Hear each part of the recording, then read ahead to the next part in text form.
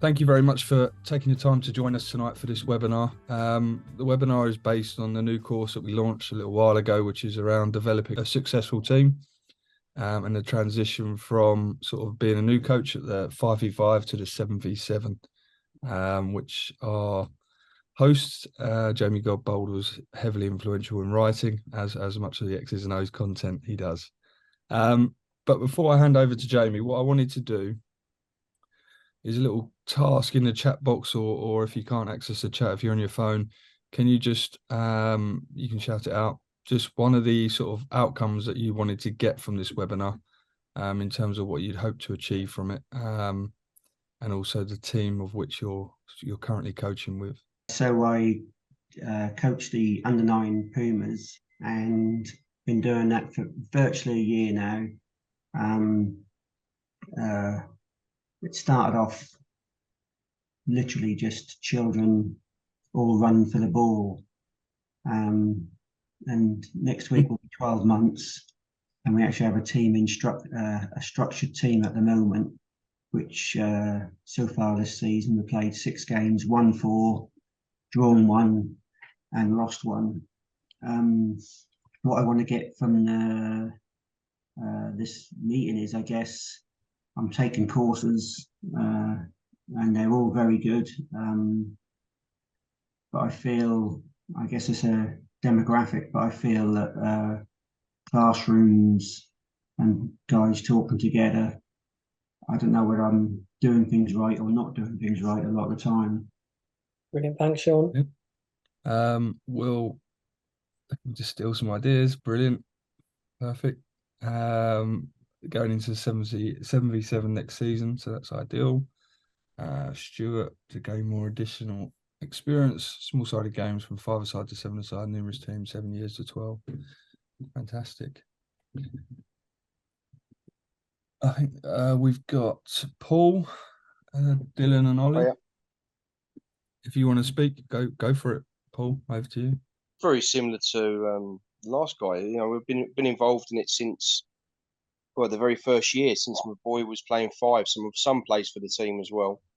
I was asked to get involved to help out.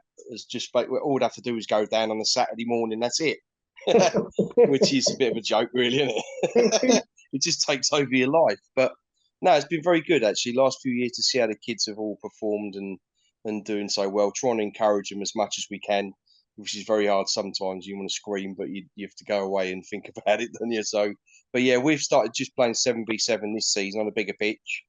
I work with 2 other coaches as well. We've got Adam on board with us and Ollie, who's the main coach. Ollie's a PE teacher as well. He's got his badge and he's really good at talking to the kids and doing his stuff. And I want to sort of be able to help him as much as I can. So I've sort of been assistant, doing a bit of refereeing last year. But in this season, I'm sort of helping pick the team on a Saturday, and he's taking the training, and I'm sort of picking the team Saturday, and we're both sort of, and all 3 of us are sort of getting involved in it. So I'm really still learning. I've just started doing my badge as well.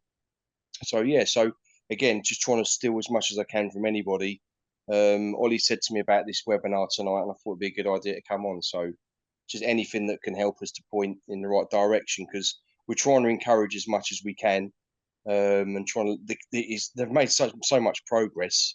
It's unbelievable. But anything that we can steal for future reference would be great.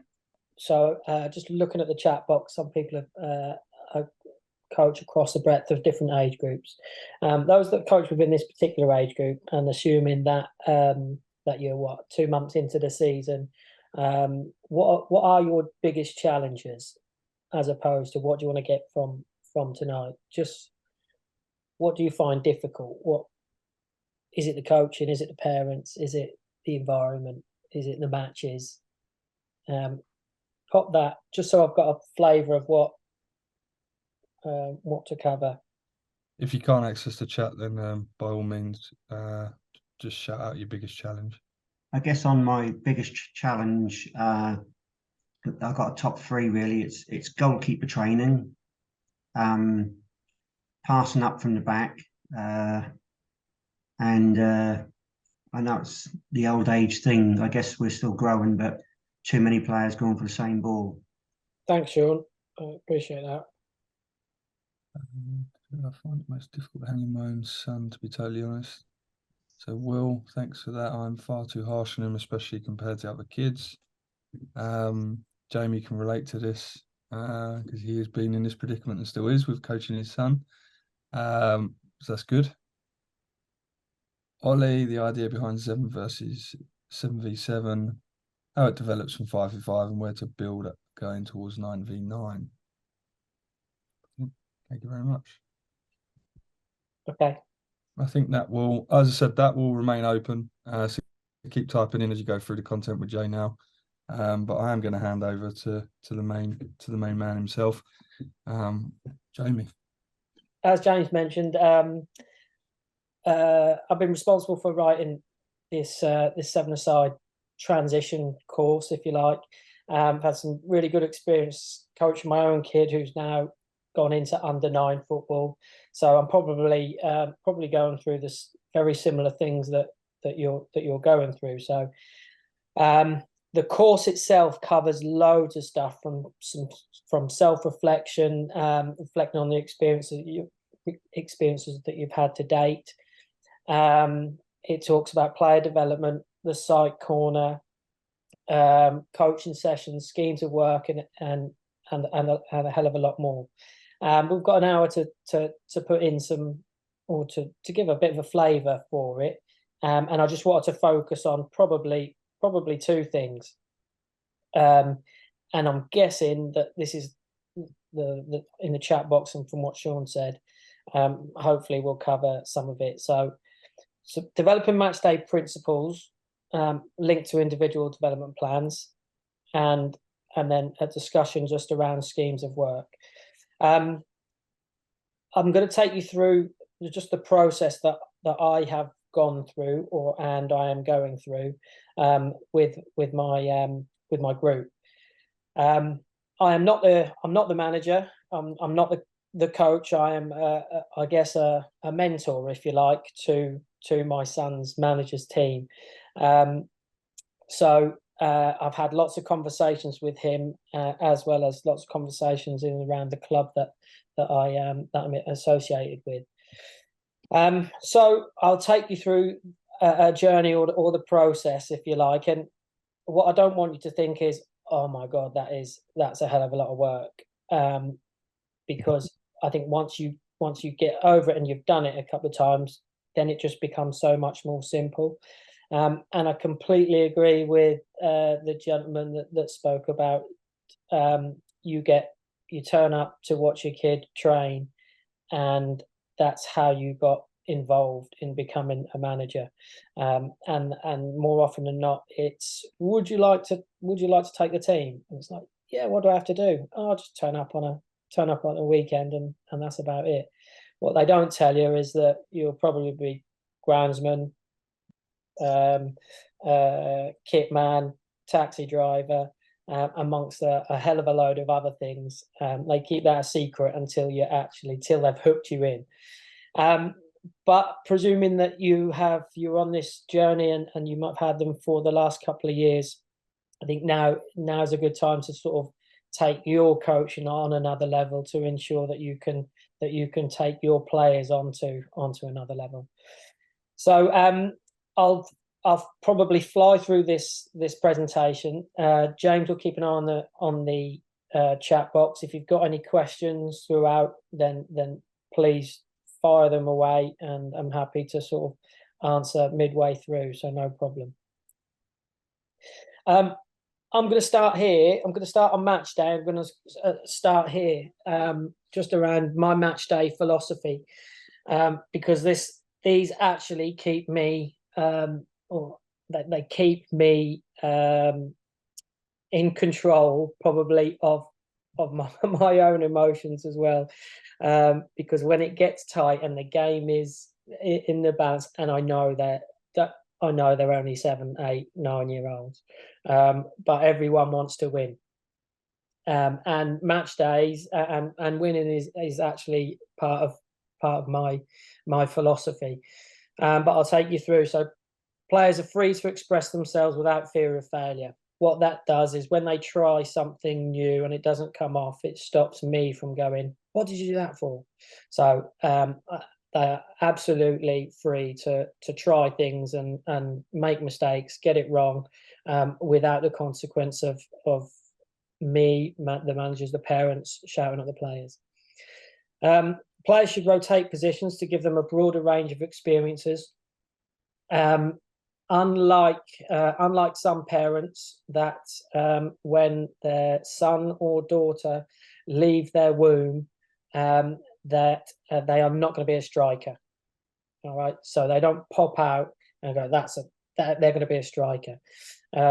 So we need to give them, and even more so at this younger age group, we need to give them an opportunity to understand football and understand different experiences, and the value of that has a lot more than just being pigeonholed into one position throughout their young seven-a-side career.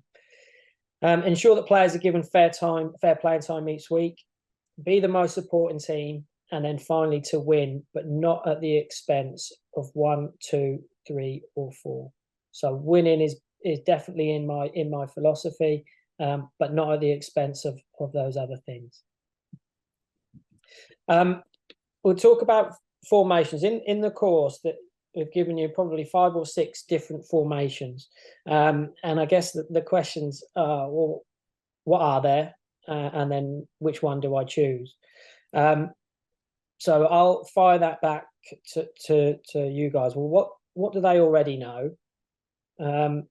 What can they already do? And then how can we help them get better? Is just a way of probably helping to answer that question. To delve a little bit deeper, this was the pitch on the left was our team last year at 5-a-side. We played a diamond. And this year it's a 2-3-1.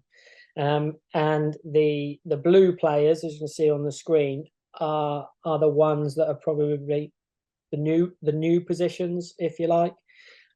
So we've just added an extra defender and then more of a central player. So the diamond looks probably a bit more like a star, but the diamond is still in there. So that means that they can continue and carry on a lot of the stuff that they've previously worked on for the 2 years before. So what are they used to? They're used to having support in front, behind, and to the side. They're used to occupying wide areas. They're used to having a target player. And what are they not used to? What's unfamiliar to them is defending as a pair. And I've written cover and balance being the principles of play on that. So they're not used to the defender, if you like, is used to being on his own. Yeah. And now he's all of a sudden got a buddy behind him.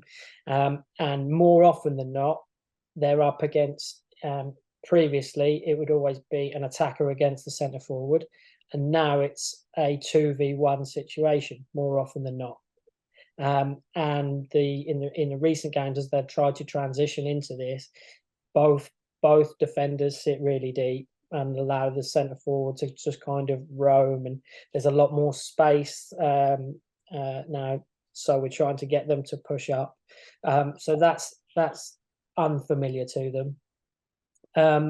And then also movement off of a centre midfield. And I'll come back to that shortly. So there are things that they come to 7-a-side football with, and that will be based on the experiences that you've given them or that they've got from elsewhere. And then there'll be some stuff that's really unfamiliar. So it's how do we make them more familiar with them stuff. So this is just a simple slide that we've been working on recently, and I'll run it slowly and I'll keep pausing it. So goalkeeper's got the ball from a goal kick, and that would be probably a normal position, even at 5-a-side, that these two centre backs here would split. And what we've asked and it might help Sean with your question around playing out from the back. We've asked our centre midfielder here to we phrase it, run against the flow. So if the goalkeeper passes it to the right centre back, then he will disappear closer to the left. And what that means is once that happens, then the left midfielder can push on. So if I run that quite slowly. So as he gets it, centre midfielder drops off and allows the ball to be played there. And then our centre midfielder, we're asking him to support as many players as he can on the pitch. So I'll let that run. And the reason that I've, I guess, highlighted this slide, and that's, I wouldn't say a pattern because we don't work on patterns, but a principle of ours is, first of all, when attacking, try to end up with 3 players in the penalty box. So in that animation there, we ended up with 3 players in the penalty box. When attacking, try to occupy the space between the defenders and the attackers, ready to prevent counter-attacks. So that's 3 people going in, 1 person, which is often the centre midfielder, staying behind the ball. So if it gets cleared, he's ready to pick up. When attacking, try to be organised defensively so that we always have 1 more defender than an attacker. And then when attacking, for the sweeper keeper, try to fill the space between the defenders and the goal. So that's just some attacking principles that we'll work on match day. And it doesn't necessarily matter who it is. So, for example, in that scenario, the centre midfielder is the one occupying the space on the edge of the box, or a little bit deeper. If he has gone as a cross, then at least someone has to take that role. So we're not defining where they can and where they can't go. We're saying, look, we'd love to attack. When we attack, we'd love to have 3 players in the box. And when we attack with 3 players in the box, we'd like 1 just hitting outside it. So if it gets cleared, then we can either shoot or pick up that loose ball. And then behind that, we just want to be organised defensively so that we don't get caught on the break. And then if we do, sweeper keeper, can you try and fill the space between the defenders and the goal? As I'm sure you're aware, trying to get goalkeepers off our line, we don't actually have an out-and-out goalkeeper, so we rotate our goalkeepers. And so whenever someone who possibly doesn't like going in goal or switches off, just end up standing, very, very close to their goal. So there's principles that we'll play, and I guess they're defensive ones as well, which we won't include in this presentation. How does that link to central midfield? So this is almost like a player card. This is what players in each different positions will get. So they'll get targets, or a list of responsibilities, and they'll spend 4, 5, 6 weeks working on these particular things. The idea being it's on a laminated piece of a laminated card that they've got. Their parents have got. They share it with their parents, so their parents can actually help provide feedback to them, rather than that conversation on the way home being about the game or the match or how bad the coach was and why didn't he change X, Y, Z and stuff like that. So we're just trying to frame it so they have responsibilities that's linked to the stuff that they're trying to work on, that's linked to our attacking match day principles as well. So this one, for example, tried to be the link player between defence to attack, recognise when to dribble and drive and when to pass, and then when to try to receive the ball and see both goals. Without the ball, use body and limbs to win the ball back, try to stop forward passes, and try to predict what might happen. So we have spent probably the last month with this group talking about playing in the future. So we might stop the practice, the training at random points, and just ask the question, what might happen next? What could happen? So with the idea behind it of them trying to predict what's going to happen, and therefore make a movement to help support their decision, if you like. So all the players have got these in terms of their responsibilities, and some of them are linked to our own attacking principles, and some of them are linked to stuff that they're actually working on in their individual development plan. And then I guess this, just to support the transition from 5 to 7, this has probably been my most used resource over the last couple of 3 months, when we're just talking about where players should be in certain times of the game, dependent on where the ball is. So, for example, I've highlighted box number 24 in the top left-hand corner. That's where the ball is, and we might say to the goalkeeper, right, goalkeeper, where might, give us a box where you might be, and centre backs, give us an idea of what box you might be when the ball's in box 24. Centre forward, you'd expect them to know, I want to be in 22 and 23 if we've got the ball in that one. So because one of the biggest challenges is them to understand their positions, and they've got a little bit of game knowledge about them that they've accrued, if you like, over the last 2 years, where we're trying to almost stop them from coming bees round a honey pot. And some players will still be, based on their experiences, but if there's a visual of that we can show them of where they could be at a particular place in time, then great. So that's just a useful visual resource for them. Any questions so far?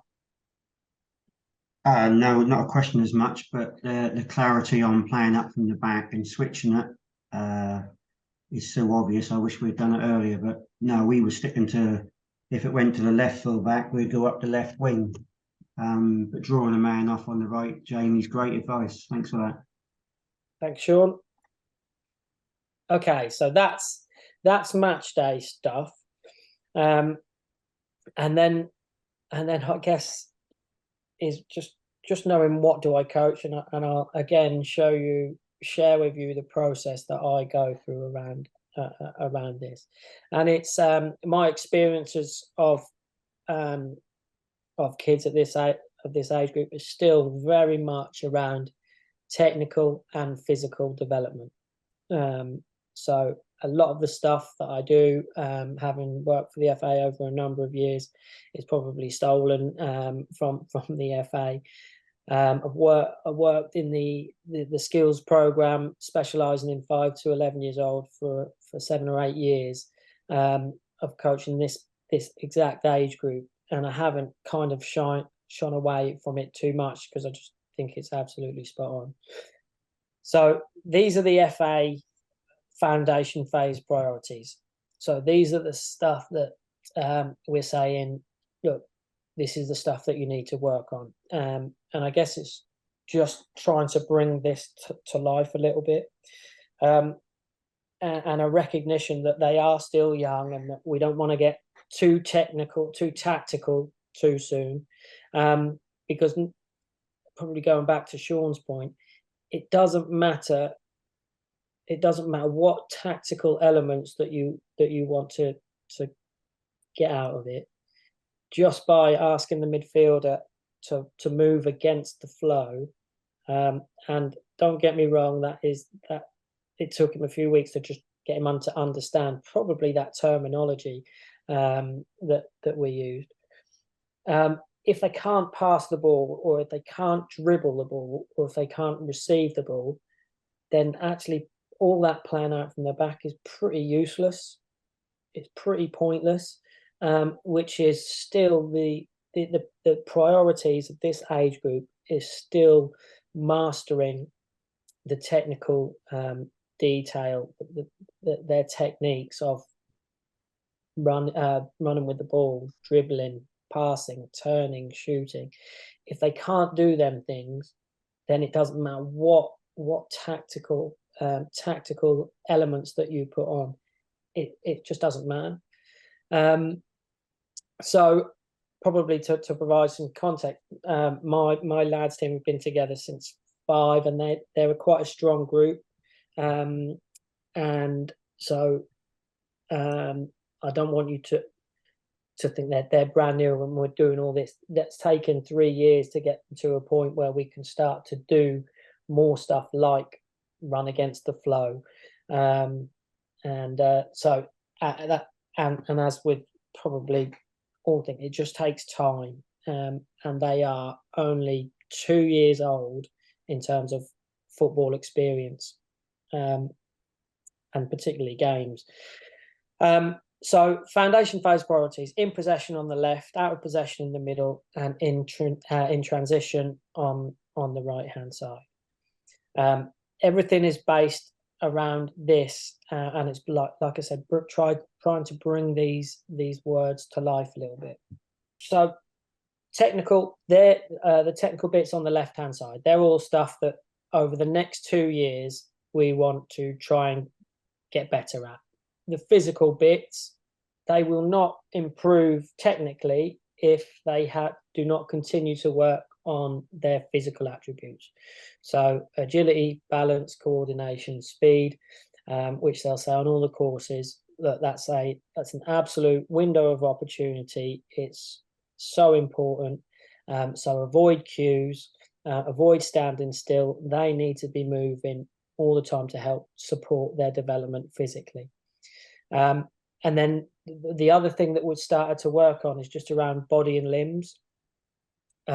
So those players that are excelling just have a real good understanding of how to use their body, in terms of trying to win the ball back, in terms of protecting the ball, and there's kind of a no fear around just body contact, and I think it tends to be, it's not always the case, those that have older brothers or sisters tend to be more comfortable with them duels, and that might be one of the big reasons for that.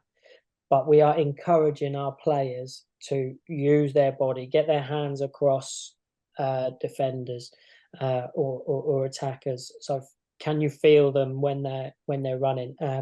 It's not a foul, but those that are excelling are starting to have a really good understanding of their body and limbs. Psychological. So talked about that quite a lot on the course, around communication, concentration, control, being able to control your emotions, which is difficult for this age. Some of them are not used to winning or losing or coming second and whatever. So being resilient, commitment, and if there's a feeling, if you get all them other 4 correct, then that breeds confidence. And then onto the player moves, core moves, if you like. Here's some stuff that we're working on, and have been working on over the past years. So if you put just you and a mate together, what sort of moves can you come up with? And then we've started, so diagonal run with a straight pass, straight run with a diagonal pass. You can do an overlap, pass and follow, a takeover where I stop it for you and you take it off, and then a wall pass. So all these are designed to help with the principles of play. And then add in an extra one, well, what other core moves are there? And then we've listed them. So over the course of the next 2 years, we will be working a lot around this. And as to say, there's no rush. 2 years is a long time. it's 100 odd sessions with 100 odd games. So I guess to advise is just to be patient, and the danger of going kind of without a scheme of work and just working on stuff that the kids weren't very good at the week before is that you never really nail anything. You might make them a little bit better if you only ever kind of just firefight and stuff. So I very much work on a 80-20 rule. These are the stuff that we'll be working on over the 2 years. But for example, on yesterday, we must have given away 5 foul throws. So that's just one thing that stuck with me. That on Tuesday, we're just going to spend some time working on throws. But you can tie that into receiving or any of them player moves if you like. So 80% of the time, we're sticking to this. 20%, when there might be some stuff that we can work on that will be a quick win, and make sure that we don't continue to make the same mistake week after week after week. So that's my 2-year almost plan. And then this is my, I guess, this is my 6-week plan, which we just completed. So we've just spent 6 weeks working on dribbling. And I do this type of plan once every 6 to 8 weeks. So I've got my key coaching points on the left-hand side. I've got what I'm going to be doing, the main focus of the session each week over the 6 weeks. We'll be working on what player core moves that I want to try and cover. And then it's like I suppose an assessment type thing, because if I don't assess as it's got, then how do I know if they've got better? So there's some, again, key things around the targets, what I'd like the players to have got better, and then if they haven't, then it will help me form their individual development plan going forwards. Some small-sided game challenges. So my thought process is if I can get all the planning out once every 6 weeks, I don't have to do it to that level of detail again for another 2 months. Coaching methodology, there's some stuff that might help me, and then there's some homework for them as well. That's what I want to work over 2 years. That's what I want them to work over 6 weeks. And then all it leaves me to do is just plan the session. So this is dribbling to shoot, with the core moves there being diagonal pass, straight run. And then so I only have to just think about the main theme of the session, because all the detail has been taken care of when I do it once. So whilst you might think, God, that's a lot of work, that's only a lot of work once every 2 months. So that's my almost planning process, which has probably really helped me in terms of and given me more time, so I don't actually have to plan to the level of detail that I want to every single week. Any questions? No, I guess it's not a question, but more a comment. I know how busy people are these days, but these little video calls are brilliant, really. I mean, you learn so much just in a community rather than just the core stuff is quite good, but sometimes when you're new to looking at the techniques and stuff, sometimes just a little explanation behind them is so much easier to understand. Thanks, Sean. The gentleman said about coaching your own kid. I feel my own thoughts around this question is I feel I could coach almost anybody in the world except my own 8-year-old son, and he and I know so many coaches who feel the same way, and I think they get a bit of a raw deal in many ways. We want our own child to almost set standards, to not be the one to mess about, and and if there was 3 people messing about, we would always dig out our own kid first. And not only that, they don't really listen to what we say. They would rather hear it from someone else. So those that do coach their own kid, I guess I can only speak from experience. I'm a dad to my kid. The manager manages him. If he wants to talk about football or what he needs to do better, he can ask me, but he very rarely does. But I'd encourage him to go ask someone else, to go ask the manager. And it keeps our relationship as positive as possible. And likewise for the manager that coach, I almost support him with his kid. So if there's a coaching point that needs to be made with his kid, it'll come from me. And likewise, if it was my kid, that'll come from him.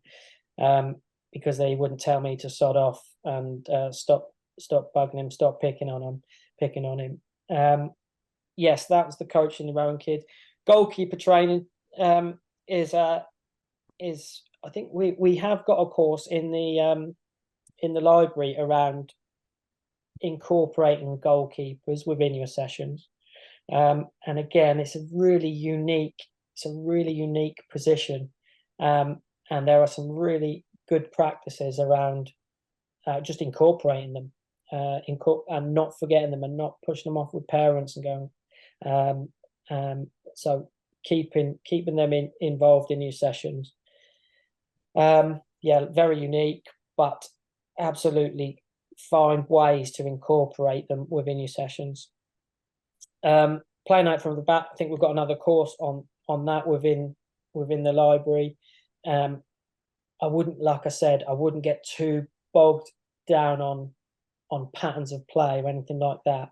We've just got to make sure that give them the technical skills to perform, whether it's dribbling out from the back, passing out from the back, clipping the ball out from the back, and not just kicking it out from the back.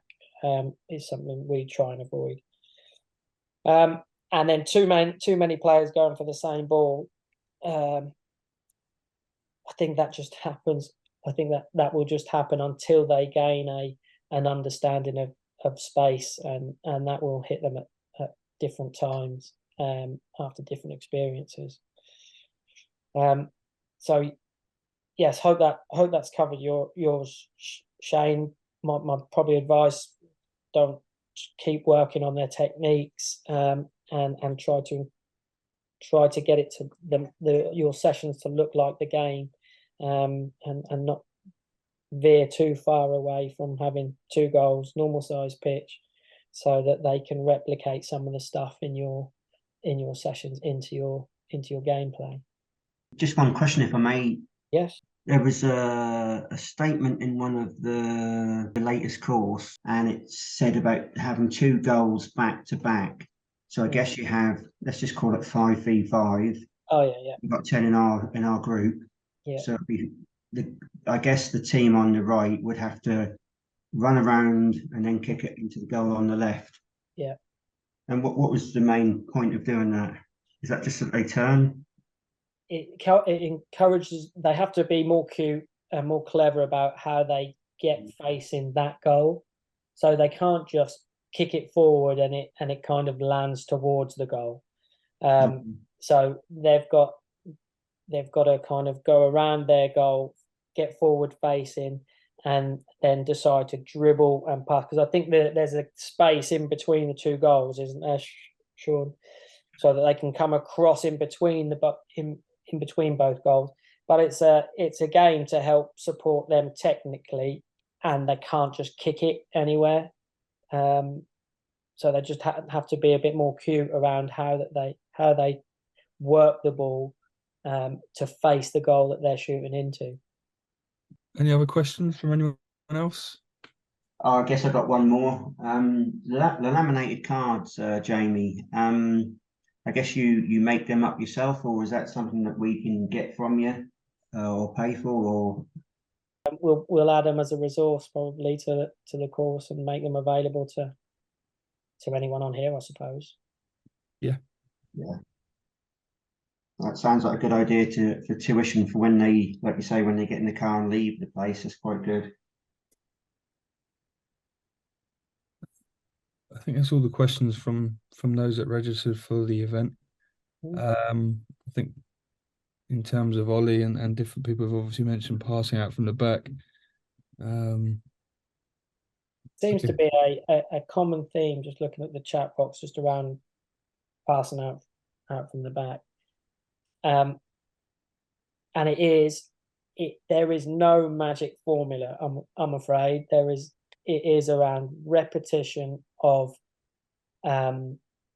probably passing range and ball striking, and being confident to recognize whether you can. So we've spent a long time working with one of the players on our team, and it really helped in the 5v5 games when he would get the ball, an attacker would come, but he had the ability to drop a shoulder and then beat him in a 1v1 in front of his own goal. Did it work every time? No. Did we concede some goals because of it? Absolutely. But we are now starting to see the benefits of it. So he can decide to pass. He can drop a shoulder and beat his man, and all of a sudden, our centre back is running into the next line of players. And of course, the opposite centre midfielder has a decision to make: do I go and leave the player that I'm marking, or not? And I think the point just around that is you're going to concede goals by trying to do the right things. And I completely get it that if they continue to make the same mistakes, are they going to get less confident? Are they going to lose more games? Am I going to lose players because I'm encouraging it? But you have, if they're half decent, you've got to give them the tools and freedom to become better. Because as soon as you go, right, just kick it up the pitch, and that might be great, but then are they going to actually get any better? Are they going to go anywhere if all they can do is just kick the ball up the pitch to no one in particular?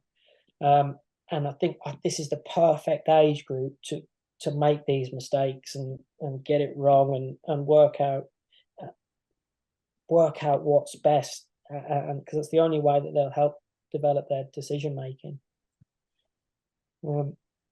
So you just have to persevere with it and do what you believe. Play the game that you believe to be right.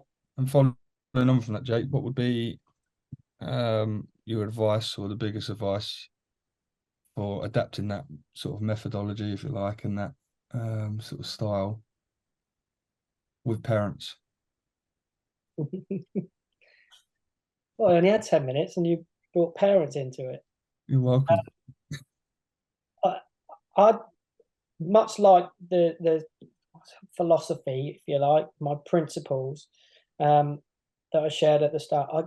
I guess it's easier for me because I've done it for a long time, and the local clubs will know who I am. Those who aren't as confident or believe in their own, I'm asking you to write down and think of your own principles. But if you're not confident in them, then it's really difficult to share with players, particularly for those parents that might have played a bit when they were younger. But there's enough. I think there's enough stuff to read, and there's enough books to look at. There's enough content on our library to help support your own, or indeed steal someone else's. But it's just to persevere with it, and I'd like to think that the stuff that we do with our team kind of all links together. So we've got some match day principles. We've got like a game model of what we'd like them to do in and out of possession. There's the process around, well, what do we want? What does that look like in a position? But also, what does that look like for that individual? Because there's lots of different types of centre midfielders and different types of wingers. So it kind of all, I hope that it all links together, but I guess only time will tell. But that does remind me of the next. There was a question around what does it look like at 9-a-side. So we've gone from 5 to 7. If you can remember my 2-3-1 formation, over the next 2 years, we will drop into 2 number 8s. So where it's 2-3-1, if you looked at it back on the slide, it's like a dish, and that is almost a back 4. So they have spent 2 years working, if you like, on a back 4, and the additional players that we will put in centre midfielders, and then finally it will probably be two wingers when we get to 11-a-side. And just around when we call them wide midfielders, you can call them wide midfielders, or you can call them attacking fullbacks. We call them attacking fullbacks because it's psychologically it's easier to say, look, this is where this is where you play. I want you to get forward as much as you can, and that's easier than saying you are wide attacking, but you have to get back as much as you can and help support the defence. That kind of gets seen as where if it's a attacking fullback, then I can attack as much as I like as long as I recover into an area. So that's just a play on words a little bit, but it gets a more positive vibe from the players that play there, rather than, look, get back, because they know that that's expected of them anyway. Any final questions from anyone? Great question from Paul, just around how to get players to engage in the battles on the pitch to put a shift in for the team. I guess that hard work is an absolute non-negotiable in and it's probably come from the manager of the team more than it is myself. But it's an absolute non-negotiable just around working hard. And I guess the beauty of this age group is that you can bring them off and put them back on again. Would I engage? Would I take them up? I guess he's really vocal in that respect anyway. So it's a tough one.